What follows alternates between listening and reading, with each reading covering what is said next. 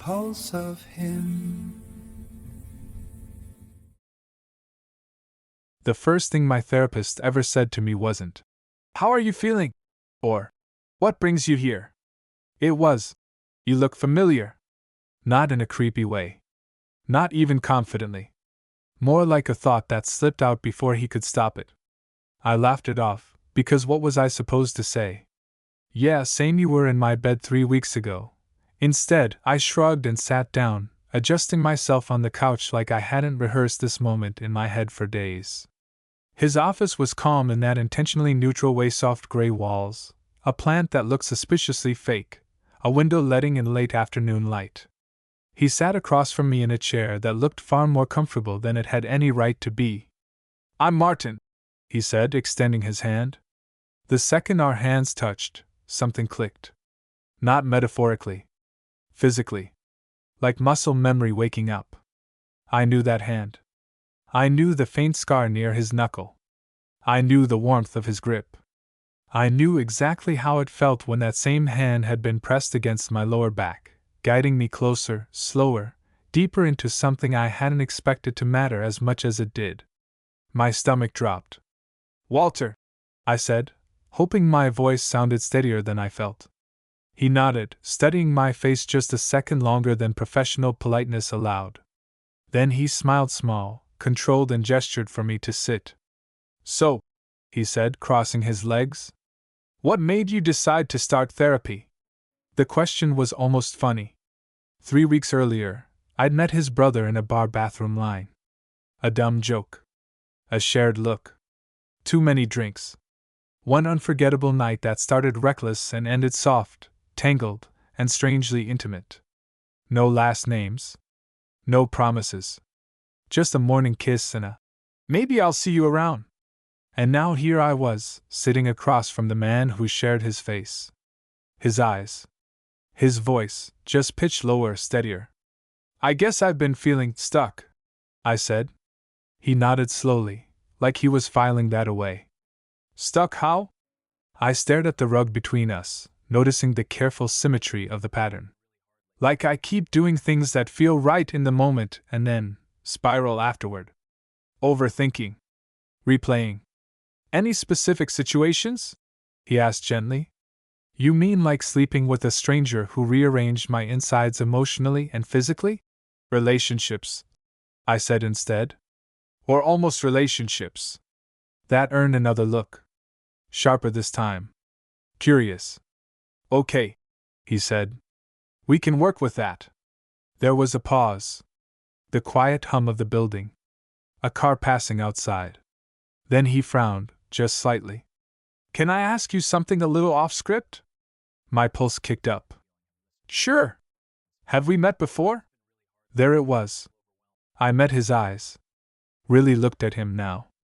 Same dark lashes. Same way his mouth tilted when he was thinking too hard. The difference was the composure, the emotional guardrails his brother definitely did not have. "I don't think so," I said carefully. He studied me for another beat, then leaned back. "Huh. Must be a coincidence." "Yeah," I said. "Probably." The rest of the session passed in a blur of safe questions and careful answers. Coping mechanisms. Work stress. Avoidance patterns. All the while, my body buzzed with the awareness of him, how close he was, how familiar he felt, how wrong and surreal the whole thing was. When the hour ended, he stood and walked me to the door.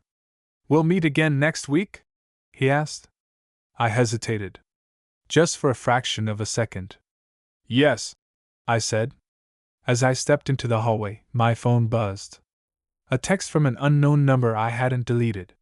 "Still thinking about you," it read. I didn't turn around. I didn't need to. Walking to my car, I felt the weight of it all settle in, not panic, not guilt, just a slow realization that whatever I'd started that night hadn't ended. It had only shifted shape. And somehow, against all logic, I knew this wasn't something I wanted to run from. Not yet. The second session was worse. Or better. I still don't know. I got there early on purpose, hoping the quiet would settle me. It didn't. Every sound in the waiting room felt amplified: the hum of the lights, the rustle of a magazine I wasn't reading, my own breathing. When his door finally opened and he said my name, my body reacted before my brain caught up. "Hey, Walter," Martin said, calm and professional. I stood, forcing a smile. "Hey." Same office. Same chair. Same deliberate distance. And yet everything felt closer, like the air itself had shrunk. "How was your week?" he asked once we were seated. I considered lying. I was getting very good at almost lying. "Eventful," I said. He nodded. "Do you want to start there?" I did. I really did. But instead, my eyes betrayed me, flicking to the scar on his hand again. He noticed. Of course he did. "You're doing it again," he said gently. "Doing what?" "Looking at me like you're trying to place me." I swallowed. "Sorry. No need to apologize," he said.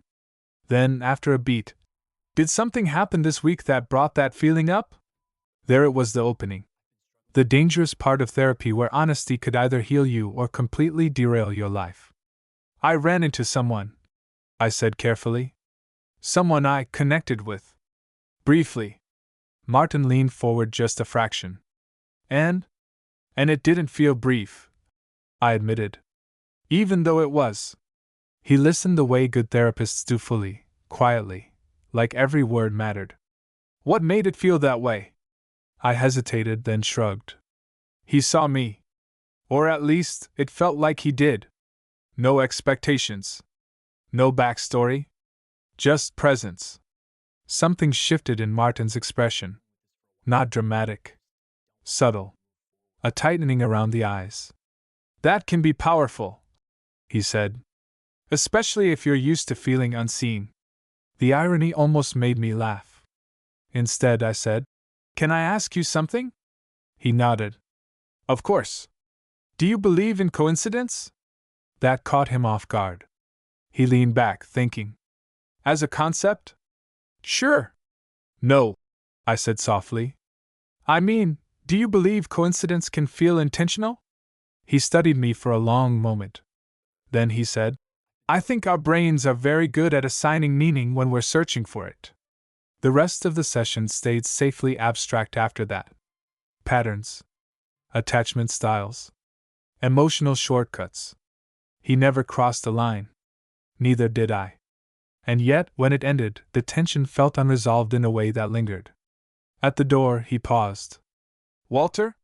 "Yeah?" "If anything about this process ever feels confusing or uncomfortable," he said, choosing his words carefully, "it's important we talk about it." I met his eyes. "I know." I left with my chest tight and my thoughts louder than ever. Outside, the evening air felt cool, grounding. My phone buzzed again before I reached my car. "You around tonight?" I didn't reply. Not right away. I sat there with my hands on the steering wheel, feeling the overlap of two worlds that were never meant to touch. By the time I drove home, the noise in my head had softened not into clarity, but into something steadier. A sense that whatever was unfolding wasn't just about temptation or timing. It was about honesty. With him. With myself. And maybe, eventually, with the truth I was circling but not yet ready to name. I didn't text back that night. Not because I didn't want to. But because for the first time, I actually paused long enough to ask myself why I always rushed toward intensity when it showed up. Why I treated connection like something that would evaporate if I didn't grab it fast. Therapy homework, I guessed. Even if Martin hadn't assigned it. I made dinner I barely tasted.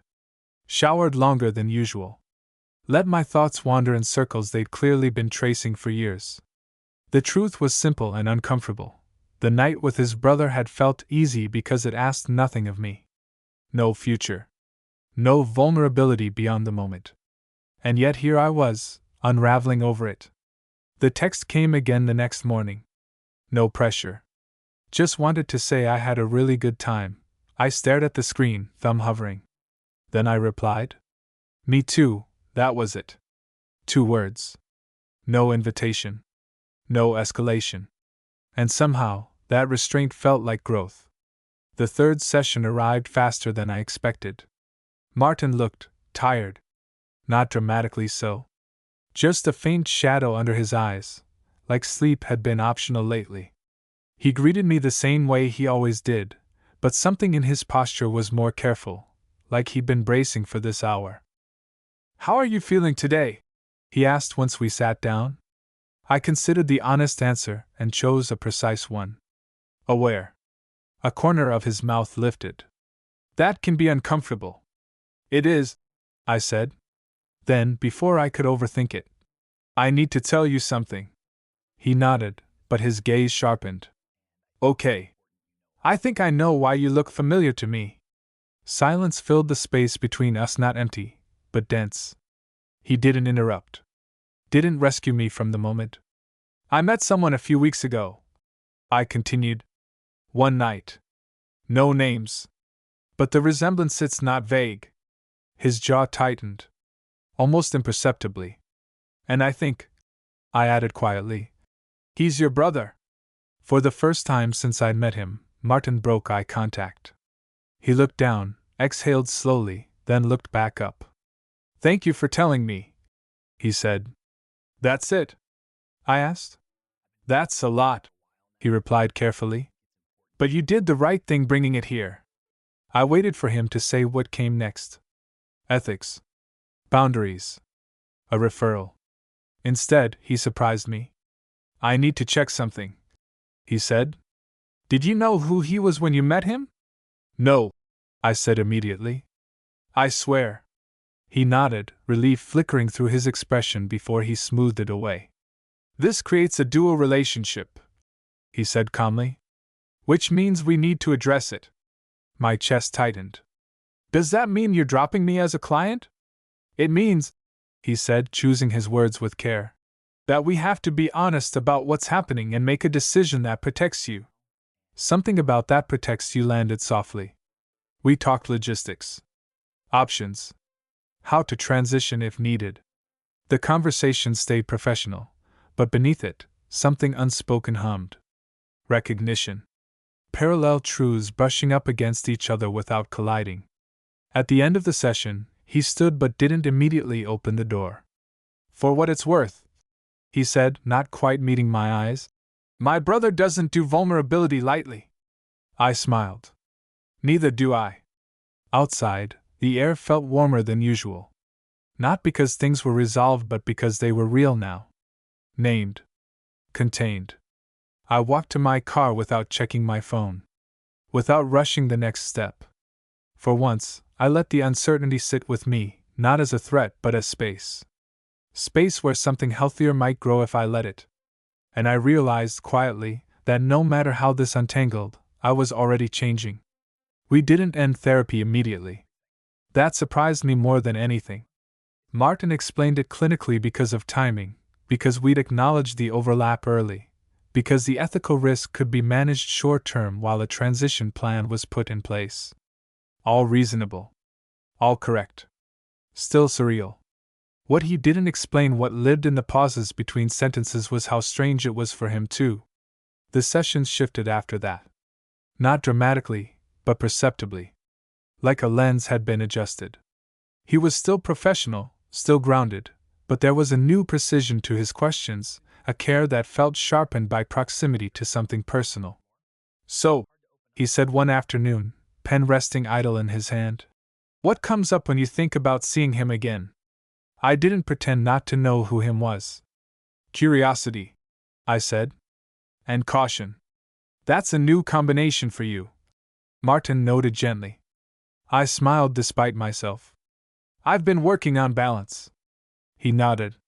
"And how does your body feel when you imagine it?" That question landed differently. Therapy had taught me that answers lived there first.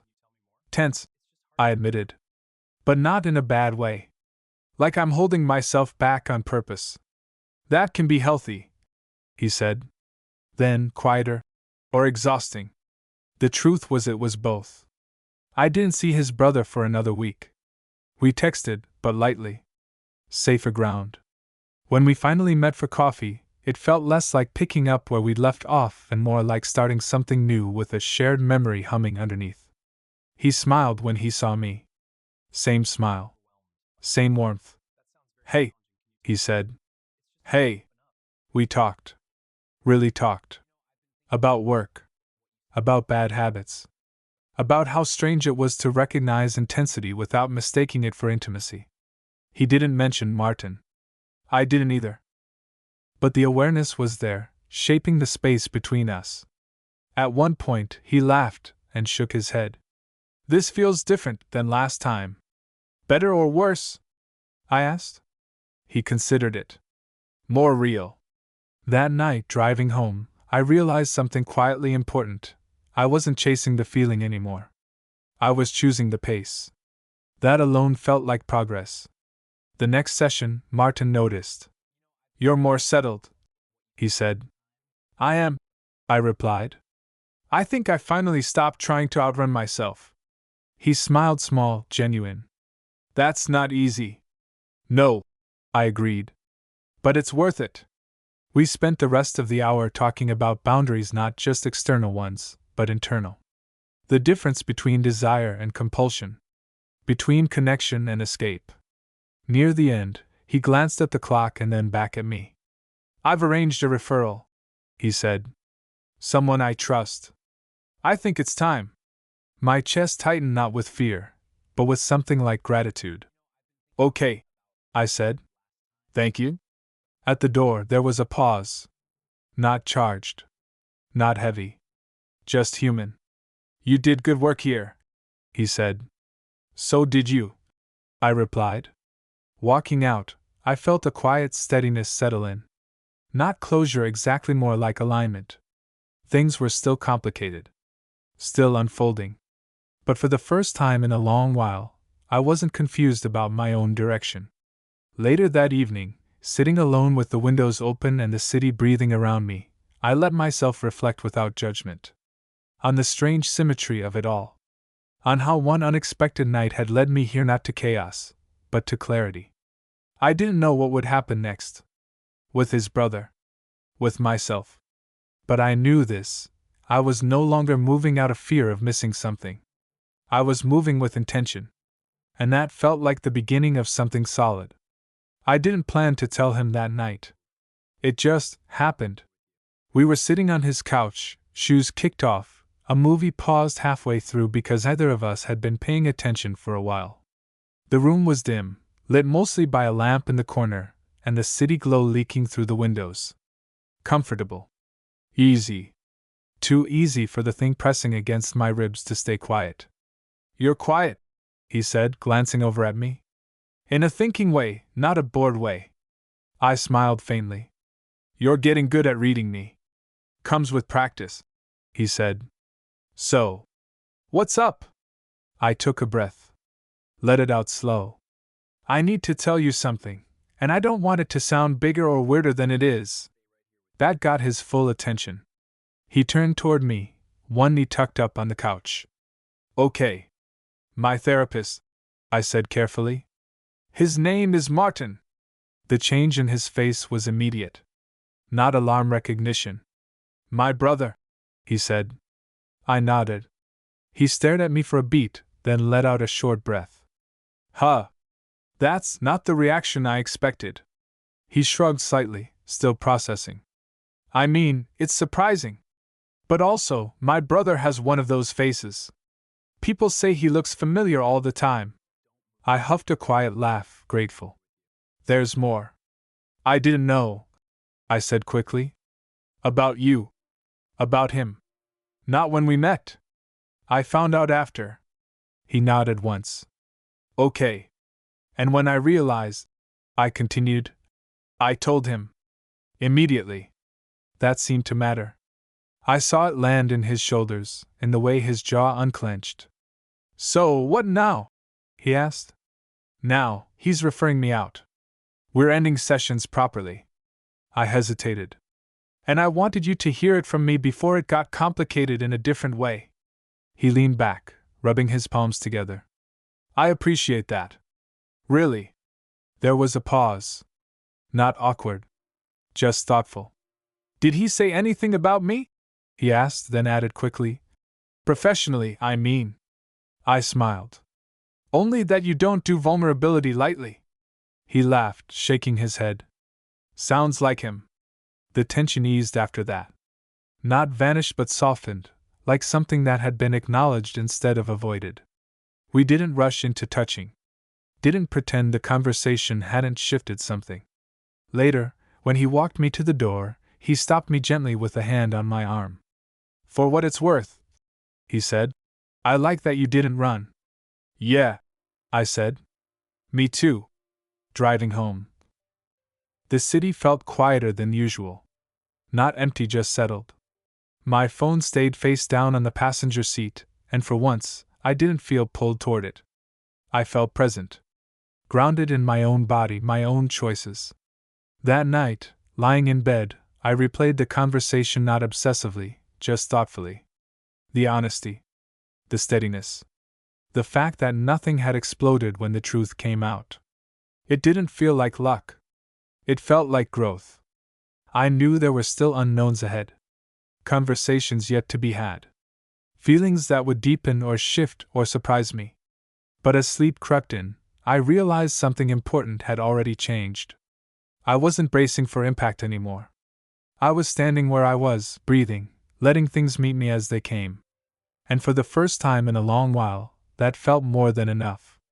The last session with Martin felt quieter than the others. Not lighter, just contained. Like we both understood that whatever needed to be said had already found its place. He greeted me the same way he always had, but there was an ease now, a lack of tension that told me the decision had settled properly. How does it feel? He asked once we sat down. Knowing this is our final session. I checked in with myself before answering. Clean, I said. Not easy. But clean. He nodded, approving. That's usually a good sign.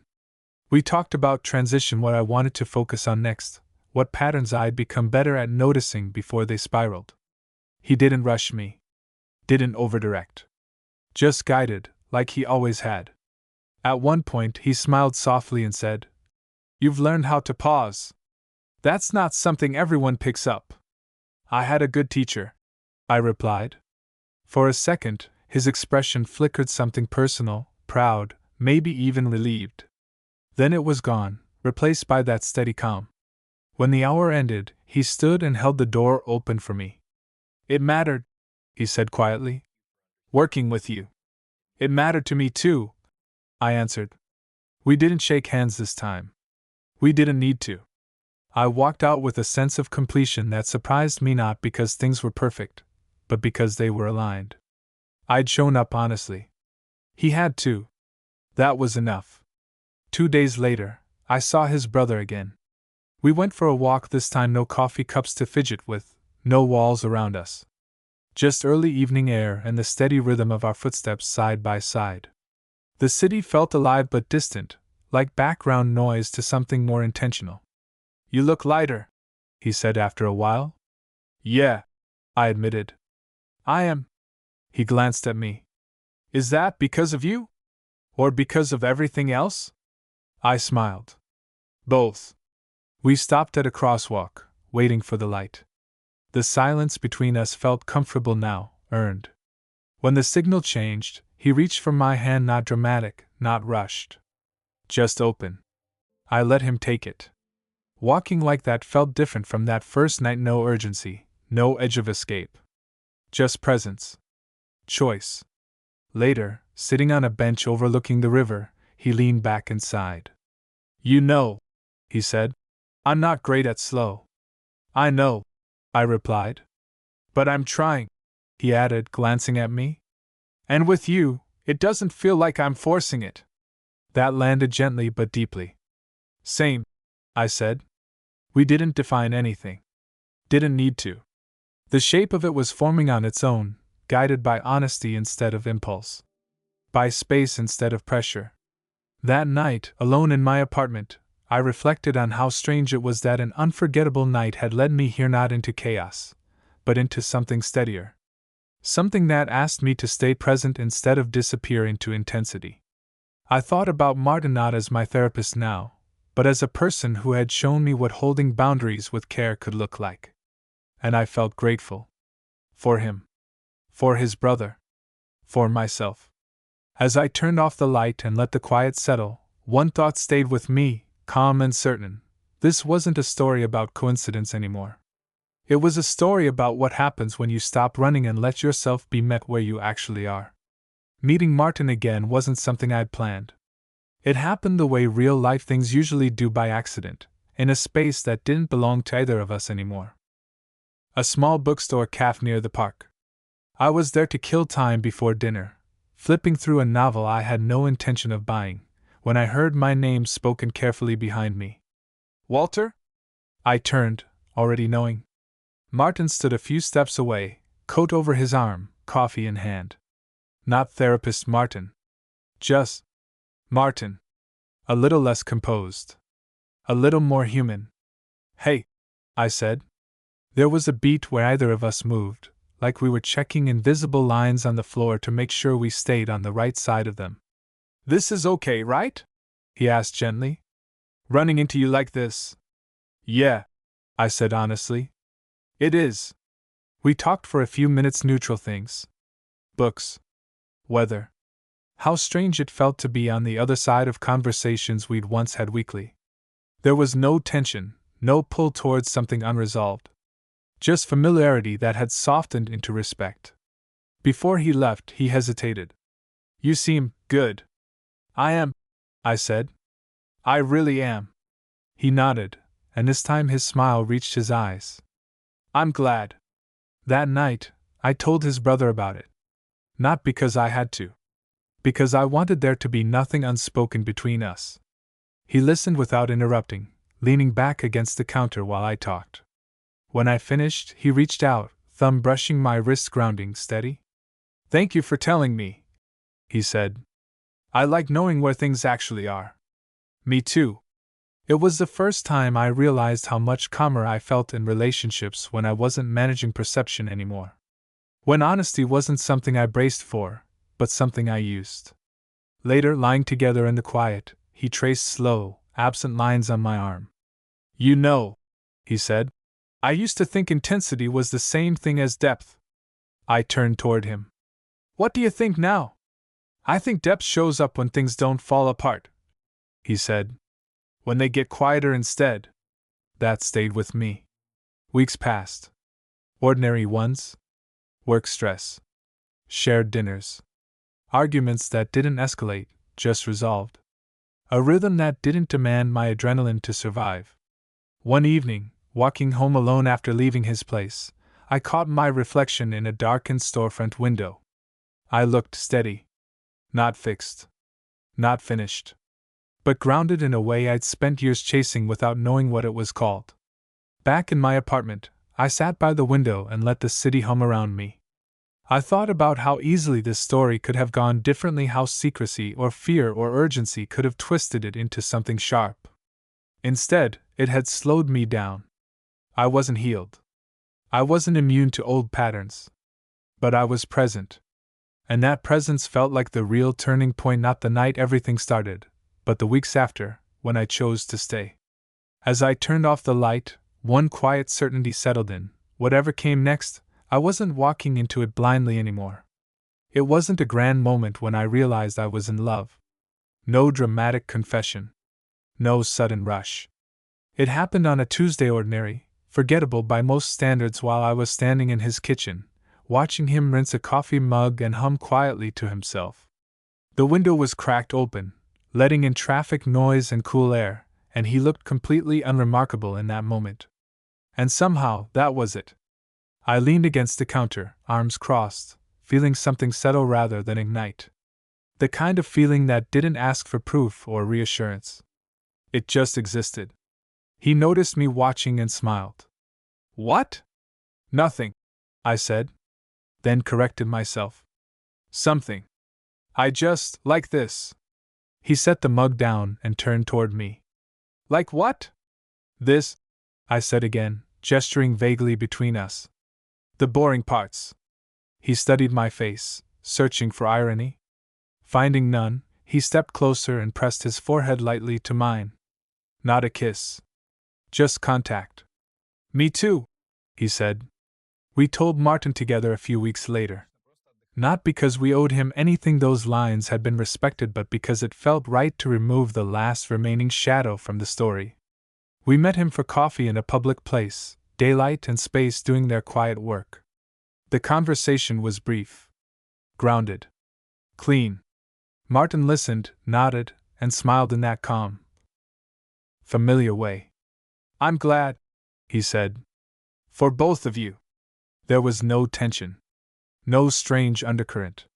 Just closure, the kind that doesn't slam shut, but rests easily where it belongs.